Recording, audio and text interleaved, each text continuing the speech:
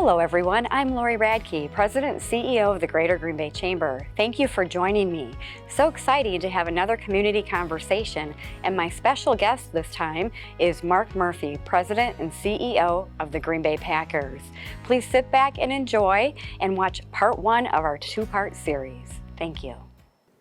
Hello everyone and welcome. Thank you for joining me for our community conversations. And this is part one, and joining me today is President and CEO of the Green Bay Packers, Mark Murphy. Mark, thank you for being here today. Oh, thank you for being here. I appreciate it. It's my pleasure. I look forward to it. And who wouldn't want to be here? Beautiful Lambeau Field. So, Mark, I just really want to ask a few questions and give us an opportunity to have a view of you and the community and the organization. And so, with your time here in Green Bay, can you share with me what you've come to know and love about Greater Green Bay? Sure. I'd say probably the first thing is the people.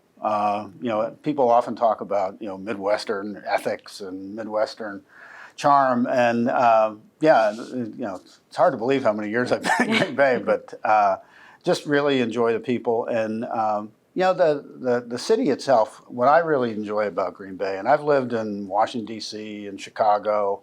It's a good sized city. It's big enough where it has the amenities that you expect, but it's easy to get around. My father-in-law used to be the work for the Chamber of Commerce in I didn't Akron, know that. And it was he called Akron, Ohio, a 15-minute town. So Green Bay is a 10-minute town. It's easy to get around, and it's just I do enjoy the seasons, but the natural resources here, and especially the Fox River and obviously Lake Michigan and the Bay. Just an awful lot of nice things here that really make it an attractive place to live. Yeah, and I agree. It's the people. It's the heart of Greater Green Bay. It's wonderful people and no traffic. So those two things are at the top of the list. So it's wonderful. Mark, I really feel very privileged to get to work with you and the organization when we talk about development, economic development. Can you share with me what excites you about future development, not only here but downtown and in the Greater Green Bay area? Yeah, no, I'm really excited about the future of Green Bay. And I think. Obviously, we've tried to do what we can with Titletown.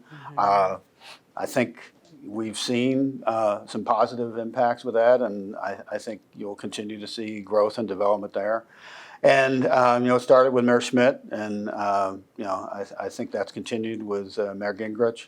I think, some of the things that they've done in the city have been tremendous. And one of the things we've really focused on is trying to make a better connection between Lambeau Field and downtown Green Bay. I think, because obviously we have a lot of fans, a lot of people that come in and probably just stay at Lambeau Field, and getting them to spend time downtown, and vice versa, having people that are downtown come out to Lambeau Field. I think it's in Titletown now. It's good for everybody. It is good, and then everybody gets the whole feeling of Greater Green Bay, right? Yep. So that really is something that we're all working together on, and certainly appreciate your support with that. When we think about Packers, we obviously think about football, but there's so much more when it comes to philanthropy and Packers Give Back. Could you share a little bit about the creation of Packers Give Back and the impact your philanthropy has on the whole state, actually? Yeah, it's, number one, we're a community owned. We're owned by the fans. And so we're really community focused and based, and it's a high priority for us.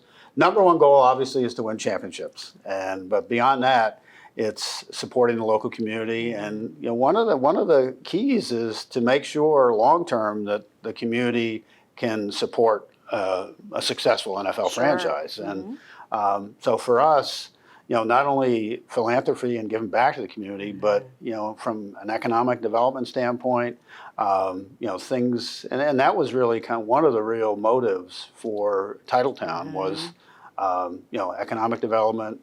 And one of the things that we're really excited about is our partnership with Microsoft, the Titletown Tech. And we've invested in a number of startup companies, and we think some of them have really good chances of being very successful. And it's really, 95% Wisconsin-based companies. So Economic development, creation of jobs here in Green Bay and across the state, really be beneficial for the entire community. Absolutely, and just thank you so much. Go ahead. I know we're kind of no, go ahead. Yeah, you talked about Packers Give Back. I mean, we're very focused on community support and giving back, and our director of community outreach, Kathy Dworak, a number of years ago came up with the concept of Packers Give Back, and it was really kind of trying to get everything, all the different things that we do under one umbrella. And I think it's really been well received in the community. Absolutely. And knock on wood, we've been very fortunate. We've had 2 long-term collective bargaining agreements in recent decades, and that has really put us in a financial position where we can really, be very supportive of the local community. We've established, and gosh, it's amazing how it's grown. We have our foundation, which is up over 50 million now, so we're able to provide a lot of money to great work being done in the community by charities. And then we used to have it used to be called the Packers Preservation Fund. It was really to make sure that, if there was, some tragedy and the stadium went out, that we had money to ensure that the franchise survived.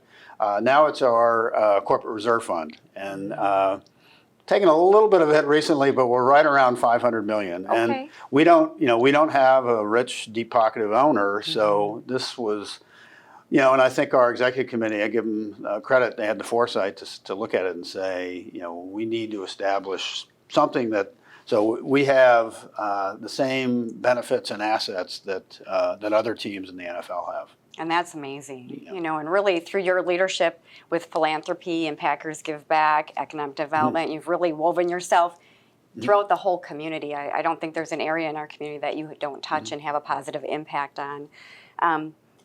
Talking about all those positive things, are there things, or is there one thing that keeps you up at night about the organization that's top of mind for you?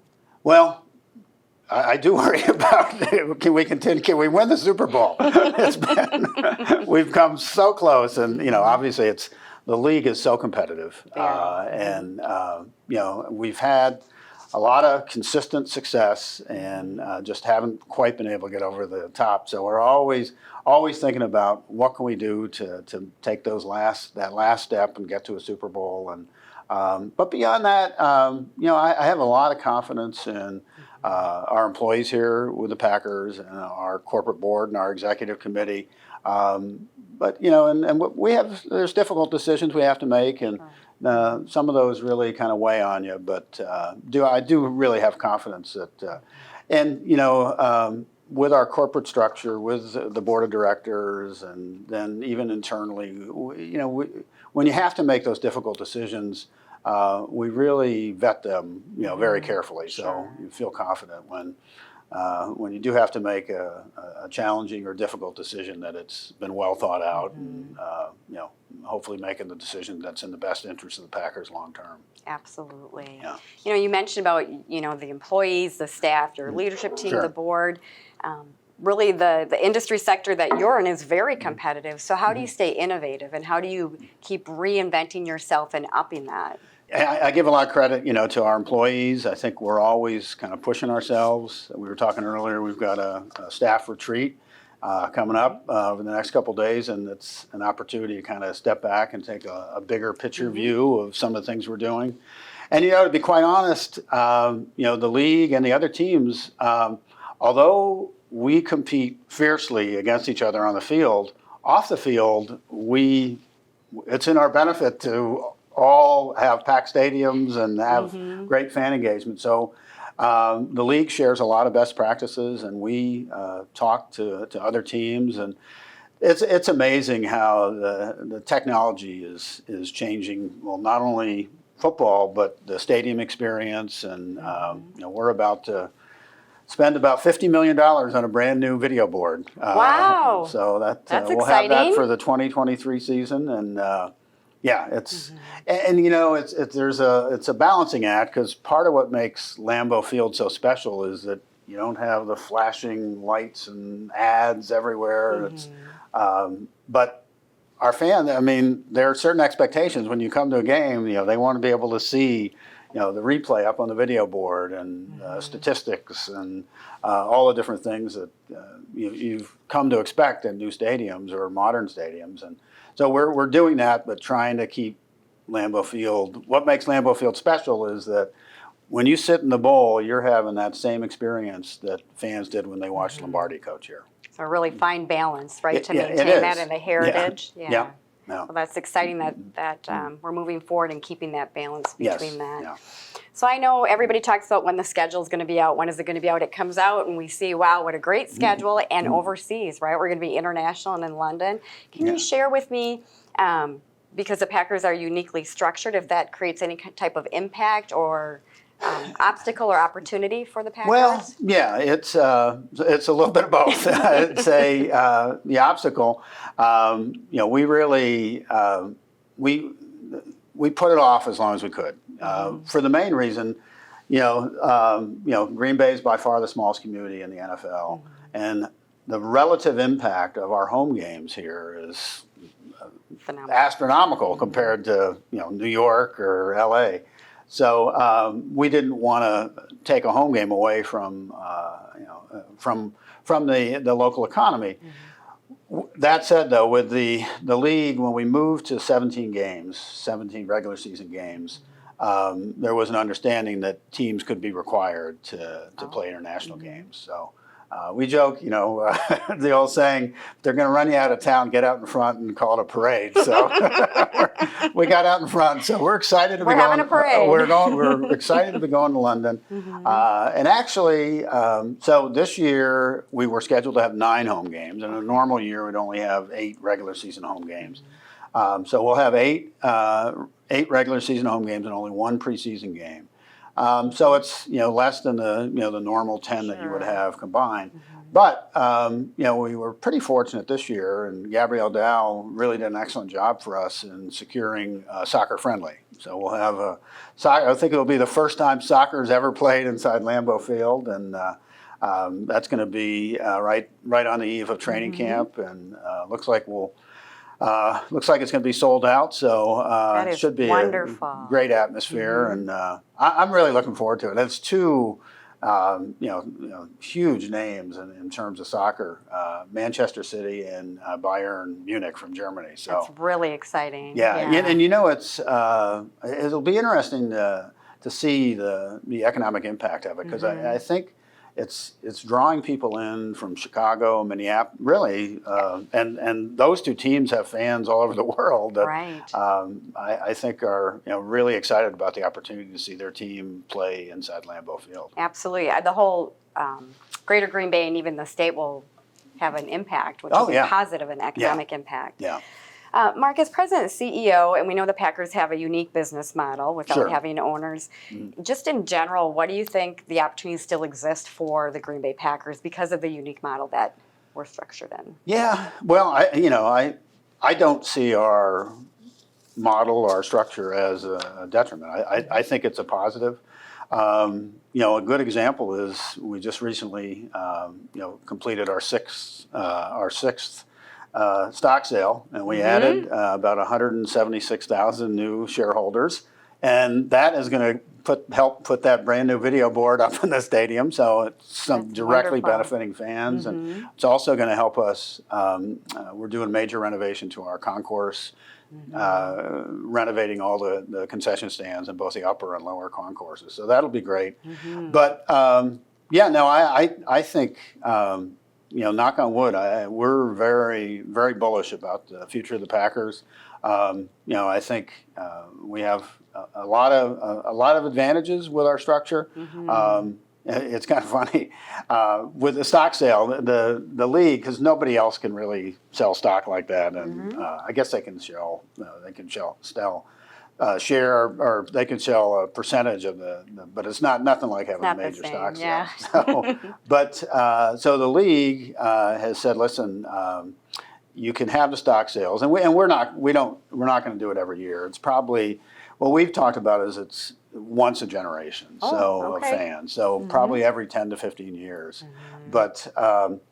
Yeah, so the league has said, listen, if you're going to do that, it has to go into the stadium. Okay. It's got to be something that's going to benefit the fans. And I remember one of the meetings, league meeting, when I was presenting our plans and talking about what we were going to do and how we were going to raise the money and have the stock sale. And Jerry Jones from the Cowboys raised his hand. He said, "I'd like to learn a little bit more about that stock sale, Mark."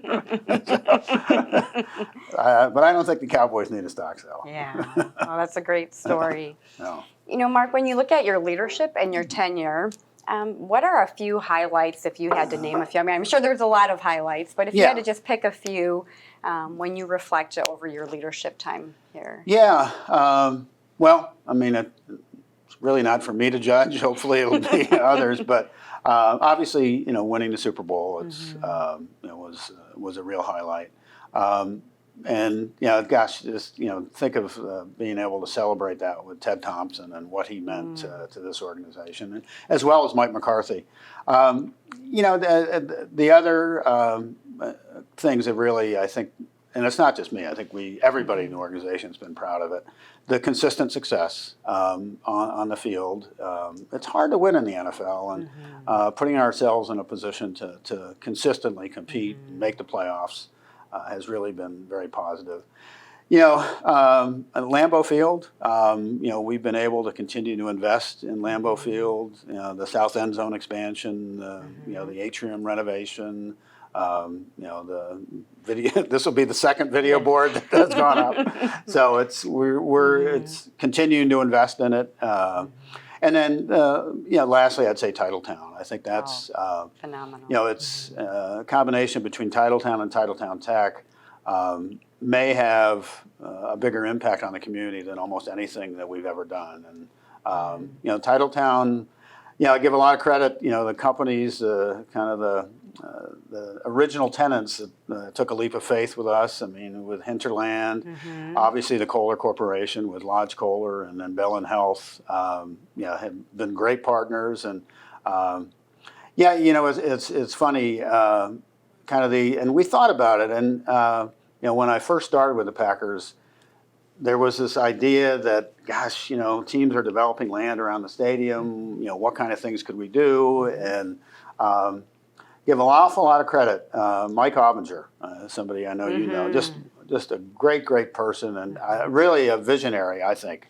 And he and I early on had a lot of discussions about what we might be able to do, and he was really instrumental in making it a possibility. And it's every time I drive by Mike Obinger Way, I get a little smile on my face.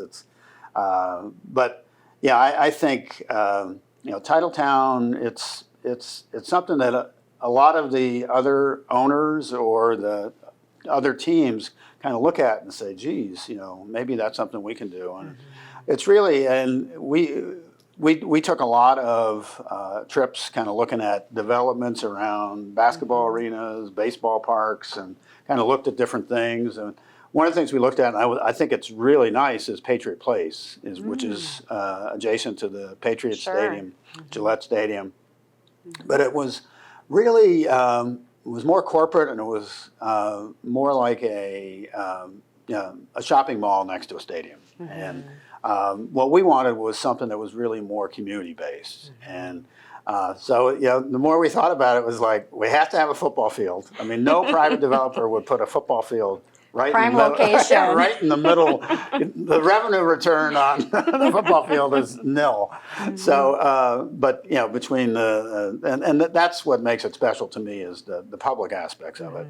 The tubing hill, the skating trail, all the different things, the playground, and the football field, and it's been fun to see Titletown grow, but then what's been really exciting is to see how the community's adopted it. Yeah, it's wonderful. So Yeah. thank you so much. This next question I've been really looking forward to asking you, because I get to work with you, and we Sure. all get to see Mark as president and CEO and community leader. And I'm just wondering, is there anything you'd like to share with us about being a husband, being a father, your family? Sure. That would be wonderful. Great wife. My wife, Laurie, she is my rock. And she's she's the one that when you're in a position like I am, and probably you too, oftentimes people tell you what they think you want to hear, and Laurie always tells me what I need to hear. So, and we have 4 great kids, all grown adults. About 3 are married, and the 4th is about to get married Oh, that's this summer. exciting. So, Congratulations. looking forward to that. We've got 5 grandchildren, and really, really very blessed. That's wonderful. Thank you for sharing that. Oh, yeah. So, and so my last question for you for our part 1 here is, as we look to the new season, Sure. the 22-23 season, what is some highlight or something we can look forward to? Well, one thing, you talked a little bit about the schedule. We are number 1 in the league in terms of the number of nationally televised games. We're going to have awesome. 12. So I think the broadcast networks think the Packers are a good draw. Yeah, you'll see the concourse renovation. There'll be some more of the stands will be grab and go, and makes it a lot faster for fans to get in and out of the stands. And yeah, no, it's we're excited about the season. As I said before, we've been knocking on the door, and we want to knock the door down. And but really excited. I think I give Brian Gutekunst a lot of credit. I thought, every team says their draft went well, but we really think we had a lot of extra picks, and really, I'm excited about the impact that some of our new players, draftees, can have on the team. Awesome. Well, I can't wait for football season. So, Mark, thank you so much for your time today, and thank you for joining us. See you soon.